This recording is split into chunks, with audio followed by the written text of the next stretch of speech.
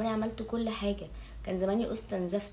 فيعني انا كل الحكايه ان انا قلت تعبانه شاركوني. يعني انا حاسه ان انا صعبان عليا نفسي وانا بقول الكلام ده، اللي هو انا تعبانه شاركوني. طب ما ازيكم عاملين ايه؟ كل سنه وانتم طيبين. طبعا انا ما طالعين عاده، انا وكل الستات. انا اتخانقت خناقه العيد، انا حاضره معاكم. كل الحكايه اني انا دايما طول الوقت شغل البيت عليا، تنظيفه العيد كانت عليا، كل حاجه عليا تقريبا في البيت. طبعا ده مش عادي لان انا بنتي مش صغيره، انا بنتي عندها 8 سنين، المفروض انها تقوم ببعض المهام حتى لو البسيطه، بس انا ما بعملش ده وده غلط مني. المهم ان انا تعبت النهارده وقلت لا خلاص يا جماعه، النهارده يوم شوي وكده، احنا هنشوي ونتبسط، وبعد ما نخلص شوي يلا كلنا نلم ايه مع بعض كركبة الشوي ونلمع بقى. كلوا. بعد ما كلوا وفتحوا فيلم وخلصوا الفيلم وكل ده، وانا قاعده مستنيه الهيصه بتاعه الشوي تخلص، فابتديت اقول يلا يا جماعه نقوم ننضف.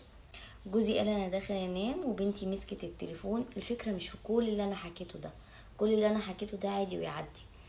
الفكرة اني انا لما قررت ان انا والله لا ارتاح زيكم، وان شاء الله ما نضفنا وان شاء الله ما عملنا، خلاص انا المطبخ بالنسبة لي نضيف، فانا مش عايزة حاجة تاني، خلاص كركبتكم بقى كملوا بيها.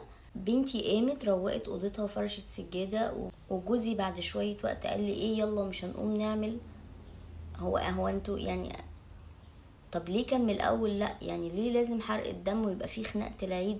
خناقة العيد ما بيجيش عشان احنا كستات مجانين، لا والله. خناقة العيد بتيجي من كتر المسؤوليات اللي بتبقى علينا في العيد وقبل العيد. احنا قبل العيد تنظيف وترويق وتنظيم للبيت علشان خاطر نبتدي بقى ندخل العيد وتبقى الدنيا نظيفة ورايقة. وفي العيد بتبقى طلبات طلبات طلبات طلبات. انا لو ما كانتش حصلت خناقة العيد كان زماني عملت اكل وعملت شرب وعملت حلويات وعملت عصاير وكل حاجة. يعني أنا كان زماني عملت كل حاجة، كان زماني استنزفت. فيعني انا كل الحكايه ان انا قلت تعبانه شاركوني. يعني انا حاسه ان انا صعبان عليا نفسي وانا بقول الكلام ده، اللي هو انا تعبانه شاركوني. طب ما تشاركوني، ايه المشكله اما تشاركوني؟